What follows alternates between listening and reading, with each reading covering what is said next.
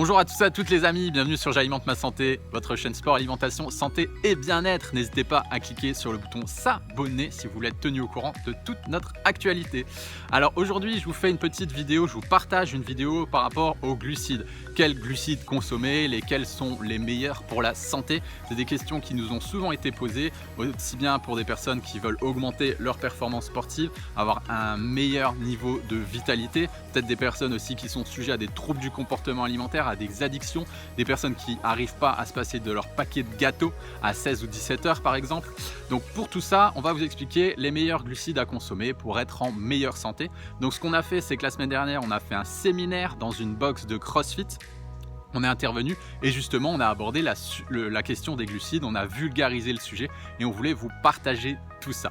Donc n'hésitez pas à mettre un petit pouce bleu si vous avez apprécié ou si vous allez apprécier cette vidéo. N'hésitez pas non plus à la partager parce que je pense qu'elle peut aider pas mal de personnes. Voilà, en attendant, moi je vous envoie comme d'habitude plein d'ondes positives et je vous dis à très bientôt. Ciao ciao.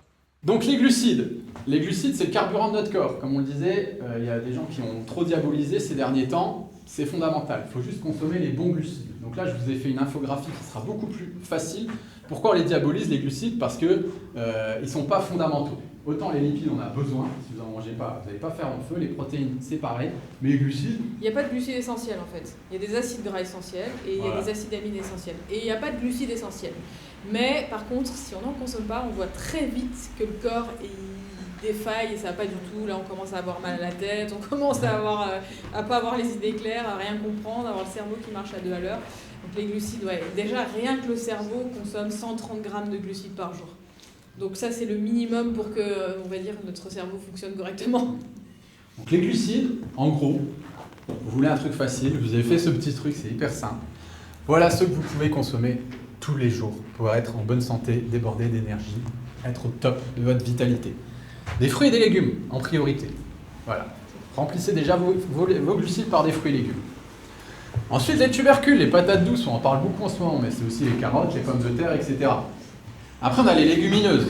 Les légumineuses, il faut les digérer. C'est les haricots secs. En général, ça fait un peu péter. Les lentilles. Donc, c'est pas super. Et puis, on a les céréales, les semi-céréales qui peuvent être très intéressantes, quinoa, sarrasin, mais aussi les flocons d'avoine qui sont géniaux le matin, qui sont hyper riches en bêta-glucane, en fibres. Allez-y, quoi. Chez les sportifs, c'est hyper connu, c'est pas pour rien. On mange de l'avoine, on est en bonne santé. Les sucrants naturels, c'est tout ce qui est miel, sirop d'érable, sucre de coco, sirop stevia, je sais pas quoi, stevia. Ouais. C'est des sucres naturels. Faut y aller mollo, hein. Allez-y mollo, même si c'est naturel. On n'est pas trop fan. Et tout le reste en fait. Voilà, ça c'est le mieux, ça c'est tout le reste. Donc en fait, vous allez faire les courses au supermarché, vous passez pas dans les rayons, vous allez directement fruits et légumes, stop. Voilà. Tout ça en fait c'est des bombes de sucre. C'est des bombes atomiques qui sont blindées de sucre. Les pots de Nutella, je crois, il y a 25 sucres. Enfin, c'est... Là, le corps, il réagit très très mal à ce genre de sucre parce que quand vous le mangez, en fait, votre glycémie, elle va monter au plafond. Vous avez un taux de sucre dans le sang qui est hyper élevé parce qu'il n'y a pas de fibres dans ces aliments. Ouais. En fait, ce qu'il faut comprendre, c'est pas les glucides le problème, c'est la quantité de fibres que vous allez avoir dans les sucres que vous allez manger. Donc si vous mangez un sucre isolé, voire un coca par exemple qui contient du sucre, un croissant, voilà, il y a du sucre, mais il n'y a pas de fibres pour faire ralentir un peu l'absorption de ce sucre dans le sang. Donc le sucre dans le sang, il va venir d'un coup. Le corps, il n'aime pas ça parce qu'il va se retrouver en situation en fait de mort imminente parce que du sucre dans le sang, c'est très mauvais et on peut en mourir. Donc du coup, il va envoyer une dose d'insuline massive. Donc les premières fois, ça va fonctionner. Sauf qu'après, on va créer une espèce de résistance à l'insuline. C'est comme si tous les jours, vous aviez un livreur qui vient vous livrer vos courses et qui vous amène une tonne de courses. Donc au bout d'un moment, vous allez ouvrir, mais après, vous allez avoir tellement de courses que vous n'allez plus ouvrir le livreur. Donc ça s'appelle la résistance à l'insuline. Donc en gros, il n'ouvre plus. Et alors après, on stocke et du coup, le moindre truc qu'on va manger, l'insuline, elle ne va pas être sécrétée, le pancréas, il va être fatigué. Donc on commence à avoir ces petits problèmes de prédiabète, ce qu'on appelle. Donc là, il faut vraiment éviter de rentrer là-dedans. Et quand on va faire monter la glycémie très très haut, elle va descendre aussi bas très très vite. Et donc on va se retrouver en hypoglycémie. Parce que vu que l'insuline va ramasser tout le sucre qu'il y a dans le sang, du coup on se retrouve avec aucune énergie en fait, qui est libérée dans ce sang. Parce que nous on a besoin d'énergie. Le fait de manger des céréales et des légumineuses va libérer cette énergie très progressivement dans le sang. Donc il n'y aura pas de montée de pic de glycémie. Donc du coup, on va pouvoir utiliser ce sucre toute la journée, tranquillement. Tandis que si on l'enlève, on n'a plus rien et tout est stocké. Donc tout est dans les stocks en fait. Et rien n'est dans la... On va dire, l'énergie, voilà, l'énergie elle n'est pas disponible en fait. Ça vous est déjà arrivé de faire un repas comme ça, vous mangez des croissants le matin, vous êtes rincé. Et on a faim 1 heure après. Une tartine de Nutella, vous avez crevé, vous avez faim après. Vous êtes tous arrivés quoi. Un bol de céréales le matin avec du lait, moi à 10h je crevais la dalle quoi. Si je faisais pas une hypo quoi. Donc tout ça en fait c'est une porte ouverte vers le diabète. Je ne suis pas en train d'exagérer les choses. Les 2 parents de Céline sont diabétiques. Donc c'est des choses... Moi c'est ce qui m'attendait après. Mais ils mangent normalement en fait. Hein. Ça c'est ce que tout le monde mange en fait. Hein. Mais vous mangez comme ça, à 60 ans vous finissez diabétique. Même avant. Voilà, même avant. C'est physiologique, le corps fonctionne comme ça. Donc peut-être la génération de nos parents à 60 ans, ils ont eu ces problèmes. Mais nous, notre génération, des enfants de diabétiques, ça va donner des enfants de diabétiques et des diabétiques. Et à 20 ans... Nous, en fait, notre pancréas, il est déjà lésé à la naissance. C'est ça. Parce qu'on a déjà eu ça, plus on a eu le bagage de nos parents, plus la mauvaise alimentation depuis tout petit, parce que quand même nos parents... Quand ils étaient petits, ils n'avaient pas encore ça. Là, voilà, ils n'avaient pas cette alimentation-là. Donc nous, on arrive avec cette génération et on commence on le voit hein, de toute façon, il y a vraiment une explosion de diabète, de maladies métaboliques, etc. Et donc c'est pas pour rien. Je veux dire, on a retransmis un peu ce bagage à nos enfants. Voilà, nos parents nous ont transmis ça. Et nous, aujourd'hui, on arrive, on a déjà une espérance de vie qui est moins élevée. Parce que, du coup, ici, moi, j'ai consommé ça pendant toute mon enfance. Mais c'est pour ça qu'aujourd'hui, moi, je m'en sors, on va dire, grâce à ça. Mais j'aurais continué comme ça. Mais là, je sais pas où je serais. Je serais certainement à l'hôpital, peut-être un AVC ou j'en sais rien. Si je m'étais pas réveillée, oui, parce que moi, j'en ai vu hein, des gens diabétiques, voilà, on leur coupe les membres, etc. Je veux dire, c'est catastrophique, ce genre de maladie. Hein. Ça va très, très loin et ça va très vite.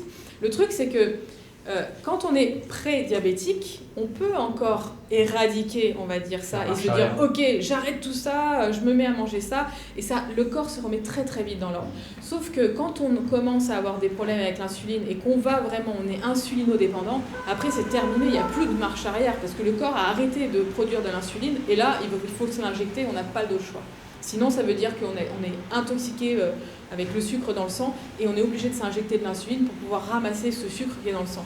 Donc, il ne faut pas en arriver là, il ne faut pas arriver à avoir ces problèmes métaboliques. Il faut vraiment prendre conscience de tout ça et aussi à nos enfants éviter de leur donner toutes ces sucreries qui vont leur flinguer le pancréas des petits. Quoi. Pour les parents, c'est vraiment fondamental. Un mort par seconde à cause du sucre. Donc, votre meilleure façon de vous protéger, après vous faites ce que vous voulez, hein, c'est de vous tourner vers ces glucides-là. Voilà. Vous tournez vers ces glucides-là et vous venez au CrossFit. Votre meilleure protection, elle est là. Là, on aurait pu aussi rajouter l'alcool. Hein. Ouais. Parce que l'alcool, il peut se mettre dans les sucres, c'est du sucre, ça va direct dans le foie et pareil. Ça, donc, combien de glucides ? Petite précision, c'est très dur pour nous d'y répondre. Là, c'est vraiment, ça dépend de chacun. Il y a des métabolismes qui consomment beaucoup de glucides, d'autres beaucoup moins. Il faut que vous fassiez vos tests. On ne peut pas vous donner un ordre d'idée. Et on va expliquer après dans le régime zone pourquoi il y a des facteurs limitants. Mais si vous sentez bien avec beaucoup de glucides et que vous n'avez aucun signe de baisse de glycémie, d'excès d'insuline, etc., allez-y.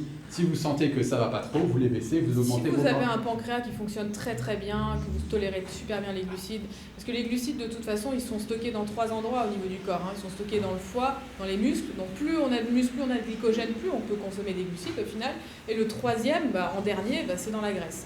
Donc il faut voir un petit peu notre structure aussi, comment on est fait, et comment on consomme les glucides, comment le corps les utilise, donc ça c'est hyper important. On a vu pour les lipides qu'il fallait un minimum de 60 grammes, de 1 gramme de lipides par poids de corps. On a vu qu'il fallait minimum 1 gramme de protéines par poids de corps. Là, au niveau des glucides, le minimum, ça sera la consommation du cerveau. Donc 130 grammes de glucides par personne à peu près. Et après, on adapte en fonction de chacun. Donc, ça ne vous parle peut-être pas, les grammes, etc. On ne va pas trop s'attarder dessus. Mais en gros, pour faire simple, votre rapport en protéines, il doit être fixe. Il doit être fixe. Votre rapport en lipides, il doit être fixe aussi.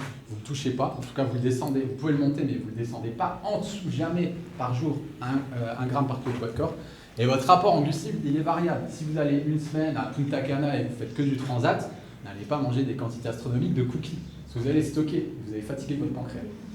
C'est aussi simple que ça. C'est juste votre levier dans votre vie de tous les jours. Aussi simple que ça. Vous sortez d'une séance de CrossFit, vous rechargez les glucides.